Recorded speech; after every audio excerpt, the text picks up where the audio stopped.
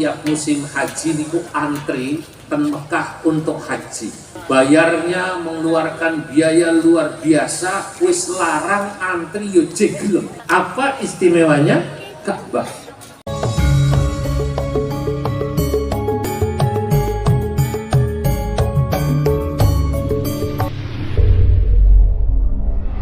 Memang beda Masjidil Haram itu. Kenapa orang sholat rasanya nikmat, dengar azan nikmat? Kata orang Jawa, tengok-tengok nih dulu, tengok-tengok. Mandeng Ka'bah itu, kita tidak pernah bosan. Saya pernah satu ketika tawaf, melihat seorang ibu menangis. Saya berapa kali putaran, orang itu masih tetap di tempat yang sama memandang Ka'bah. Nangis tidak berhenti-berhenti. Ya karena memang berkahnya Ka'bah itulah.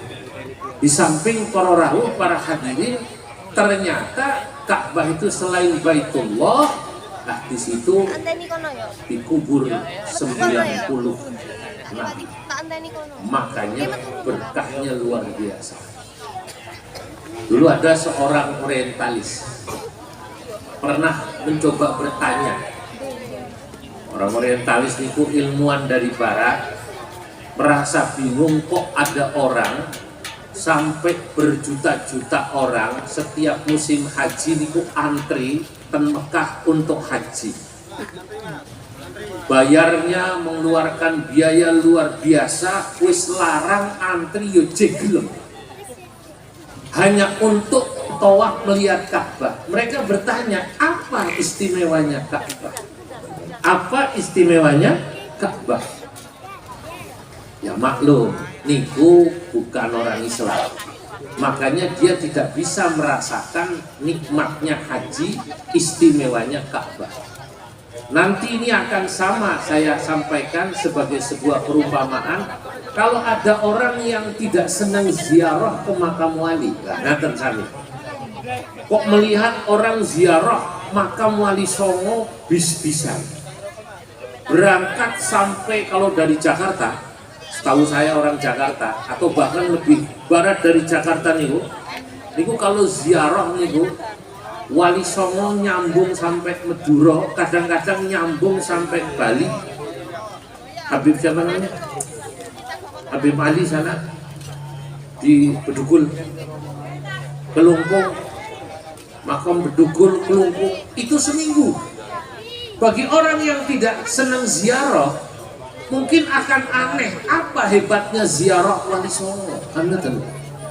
Di kasus jenengan niki wau kula tingali, masya Allah dari mana-mana pakai pick up. Kata panitia cerita ini dari pagi Kiai sudah ramai orang naik pick up duduk di sini. Ini menjelaskannya bagi orang yang tidak senang ziarah ke makam para aulia, mungkin akan sulit menjelaskan kenikmatan itu. Sama seperti orang barat tadi orientalis yang mereka bertanya kenapa orang Islam itu kok pergi haji sampai kemudian antri mengeluarkan biaya banyak bertahun-tahun rela untuk haji. Saya katakan inilah yang disebut sesuatu yang didasari cinta spiritual. Nah, cinta itu mahal Bapak Ibu. Senang sama Gusti Allah haji itu sulit dijelaskan, sama seperti panjenengan ini cinta ke tempat ini. Dulu ada orang yang sampai menghubungi orang itu ke makam Nabi, mencium makam Nabi niku katanya sampai musyrik di Senin. Ada orang menciumi Ka'bah kemudian sampai memegang-megang kiswah, sampai diomeli sama orang yang tidak senang dibilang musyrik. Ini saya jadi ingat cerita tentang bagaimana rasa cinta atau atifah dalam bahasa Arab sulit untuk dijelaskan kalau orang sudah memiliki rasa cinta. Rien, karena saya senang bersyair ya, dan senang juga membaca syair. Kalau niku ngaos kitab Ihya, ketemu dalam kitab Ihya cerita seorang laki-laki yang senang sama seorang perempuan. Laki-lakinya namanya Qais bin Amir, seneng kali tiang istri arang perempuan namanya Laila. Saking cintanya Qais pada Laila, para rawuh, para hadirin, Qais dianggap gila.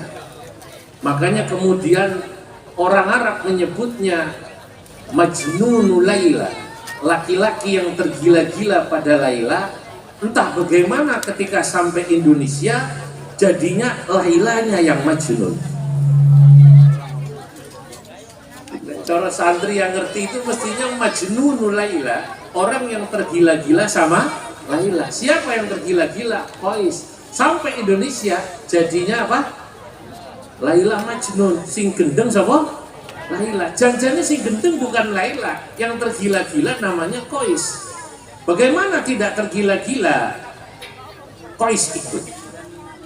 Dalam beberapa literatur diceritakan Qais niku pernah saking cintanya sama Laila, dia melihat anjingnya Laila dikejar-kejar, anjingnya Laila digudak. Sambil mengejar anjingnya Laila, Qais bilang Laila, Laila, Laila, Laila, Laila. Mengejar sampai anjing itu berlari di sekitaran orang sholat. Sholat zaman riyin kan nek tiang Arab niku nggih sak nggon-nggon niku, kadang terlapangan jamaah. Lah, anjingnya itu lari di depan orang sholat. Qais mengejar anjing itu. Laila, Laila, Laila. Cari sing sembayang, gendeng wong itu. Wong asu, wong kiri kok dibudak-budak manggil Laila, Laila. Selesai sholat, Qais dipanggil. Qais, kamu itu gila apa ya? Wong anjing kamu kejar-kejar, kamu panggil-panggil Laila, Laila, Laila, sampai di depan kami yang sedang sholat. Kamu tidak tahu mengganggu kami yang sedang sholat. Apa jawab Qais? Minta maaf Pak, mohon maaf. Jujur saya tidak melihat bapak-bapak ini sedang sholat. Saking fokus sama anjingnya Laila. Yang saya bingung justru, yang saya aneh, kenapa bapak-bapak yang sholat malah memperhatikan saya mengejar anjing.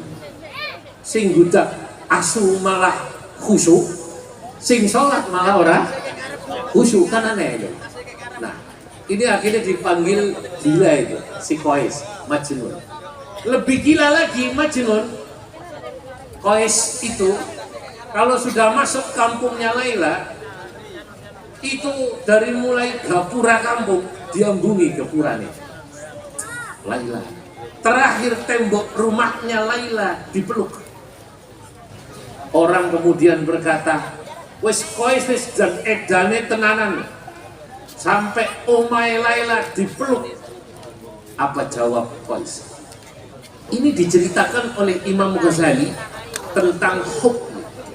Saya akan berbicara tentang cinta. Kata Imam Ghazali, orang baru betul-betul dikatakan cinta pada Allah Subhanahu wa Ta'ala kalau yang bersangkutan mencintai segala sesuatu yang berkaitan dengan Allah. Diberi contoh oleh Imam Ghazali seperti cintanya Qais kepada Laila. Saking cintanya Qais pada Laila, dia melihat anjingnya Laila dikejar-kejar, dia melihat rumahnya Laila dipeluk. Itulah perumpamaannya. Maka kata Qais ketika dia menjawab tuduhan orang yang mengatakan dirinya gila, apa kata Qais? Keluarlah itu syair Arab yang terkenal, dikutip dalam kitab Ihya. Ini biasanya kangge beberapa orang yang sedang main gambus nih, kalau samrohan dikutip nih.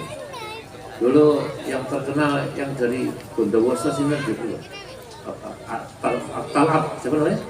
Abdullah Ta'ala.